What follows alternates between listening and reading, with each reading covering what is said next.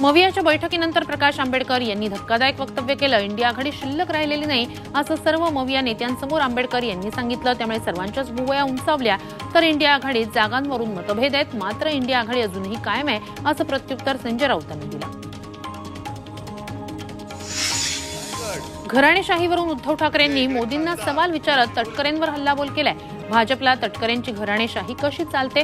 तुमची पालखी वाहतायत म्हणून गद्दारांची पिलावळ तुम्हाला चालते का? असा सवाल उद्धव ठाकरेंनी विचारला। तर तटकरेंनीही ठाकरेंना उत्तर देताना आता उद्धव यांना प्रत्येक मतदारसंघात सभा घ्याव्या लागतायत असा टोला लगावला। उद्धव ठाकरेंनी कोकण दौऱ्यात सलग दुसऱ्या दिवशी भाजपवर हल्लाबोल केला। भाजपनं 400 पारचा नारा दिलाय, मात्र हे कसे 400 पार जात आहेत तेच बघतो असं खुलं आव्हान उद्धव ठाकरेंनी भाजपला दिलं। पक्ष चोरला, नाव चोरलं, आता ईडी लावतायत असा आरोप त्यांनी केलाय। उद्धव ठाकरे अमृत नोनी आर्थो प्लस, ये एक प्रूवन फॉर्मूला। इसमें मौजूद नोनी फल के गुण और आयुर्वेदिक जड़ी बूटियां शरीर को जरूरी पोषक तत्व देने के साथ साथ हड्डियों और जोड़ों के घिसने, उनमें होने वाले सूजन और दर्द को रोकने में मदद करता है। दर्द मुक्त जीवन के लिए अमृत नोनी आर्थो प्लस। यांच्या कोकण दौऱ्यावरून अजित पवार गटाचे प्रदेशाध्यक्ष सुनील तटकरेंनी टीकास्त्र सोडले। बाळासाहेबांच्या एका सभेला लाखोंची गर्दी व्हायची हा त्यांचा करिश्मा होता। आता उद्धव ठाकरेंना प्रत्येक विधानसभा मतदारसंघात सभा घ्याव्या लागतात। निवडणुकीपूर्वी त्यांनी सभा घेणं ही आमच्या कामाची पोचपावती असल्याचं तटकरे म्हणाले।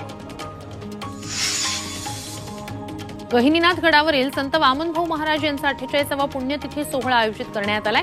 दरवर्षीप्रमाणे धनंजय मुंडेंच्या हस्ते मुख्य समाधी सोहळ्याची पूजा केली जाणार आहे। यावर्षी उपमुख्यमंत्री देवेंद्र फडणवीस, खासदार प्रीतम मुंडे, प्रकाश आंबेडकर उपस्थित राहणार।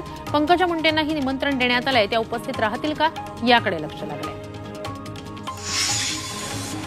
ठाणे टोलनाक्यावर अडकलेली वाहनं मनसे अध्यक्ष राज ठाकरे यांनी सोडली। नाशिक दौरा आटपून मुंबईला येताना ठाणे टोलनाक्यावर त्यांना मोठ्या संख्येनं गाड्या ट्रॅफिकमध्ये अडकलेल्या दिसल्या। तेव्हा स्वतः टोलनाक्यावर जात त्यांनी अडकलेल्या गाड्यांना रस्ता करून दिला। यावेळी खास ठाकरे शैलीत त्यांनी कर्मचाऱ्यांना सज्जड दम भरला। मनोज जरांगे पाटील यांना आता सरकारी सुरक्षा मिळणार आहे। मनोज जरांगेंना 24 तास सुरक्षा पुरवली जाणार आहे। त्यांच्या सुरक्षेसाठी 2 सशस्त्र पोलीस कॉन्स्टेबल तैनात असतील। मनोज जरांगेंना सुरक्षा देण्यात यावी अशी मागणी मराठा बांधवांकडून केली जात होती। त्यानंतर राज्य गुप्तवार्ता विभागाच्या आदेशानं जरांगेंना पोलीस सुरक्षा देण्याचा निर्णय घेण्यात आला। एक मराठा लाख मराठाऐवजी आता एक कुणबी लाख कुणबी म्हणावं लागेल असं आवाहन छगन भुजबळ यांनी येवल्यात केलंय। 4 आयोग आणि सुप्रीम कोर्टानं सांगूनही ओबीसीतूनच मराठा समाजाला आरक्षण देण्याची मागणी केली जात असल्याकडे त्यांनी लक्ष वेधलं। तर मनोज जरांगेंना पूर्वीपासूनच उपोषण करायची सवय आहे असा टोला त्यांनी लगावला।